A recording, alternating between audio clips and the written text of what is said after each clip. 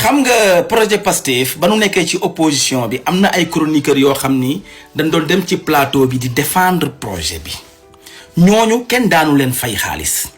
dañ ko doon def ngir bëgg seen réew dañ ko doon def ngir patriotisme dañ ko doon def xam ni lii ñuy défendre dëgg la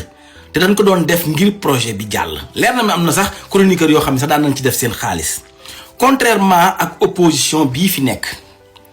ñoom dañoo am seen chroniqueur yebal leen ci plateau yi dañ leen di fay xaalis te yow ki lay fay xaalis danaa laan soo demee ci plateau nang ma waxal lii nang ma defal lii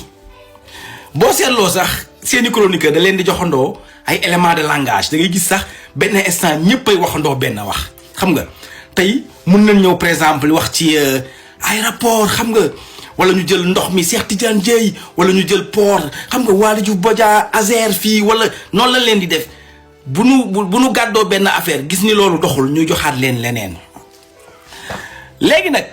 seeni chroniqueur bu ñu dajee ci plateau sax da ngay gis ni ñoom dañuy nëbbante sax information seen biir dangay jeg ba si laage sax kenn inventé benn affaire créer benn information xam nga daal di ñëw fen bu rëy bu ko defee sax moroomam mi dañ koy xool quoi xam nga maanaam da leen di impressionné. bu ko defee seeni moroom yooyu ëllëg prochaine plateau ñoom it dañuy bëgg a créer dara xam nga maanaam ku ci nekk day wane ni maa gën a tàng sa moroom et puis bëgg woon seen patron ni maa gën a virulent xam nga loolu ñuy def defu na ko nii anodin no dañ leen di fay xaalis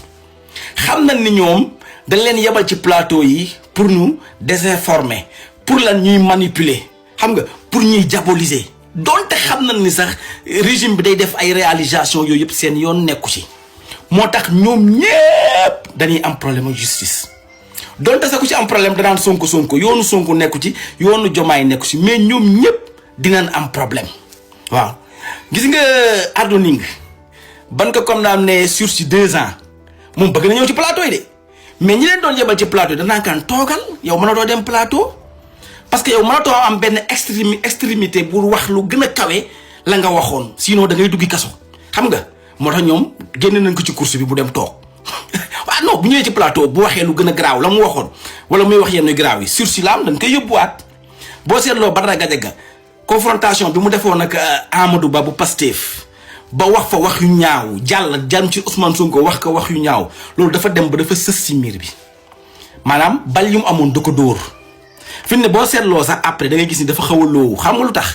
mënatul wax lu gën a kawe loolu sinon day saagaay ndey te bu saagaa ndey dañ koy woo te filtre problème am mooy mënatul wax lu gën a yées loolu parce que dafay bëgg satisfaire ñoom ñi leen di fay. léegi nag convoqué nañ Abdou Nguer di nga gis ni dinañ convoqué keneen ak keneen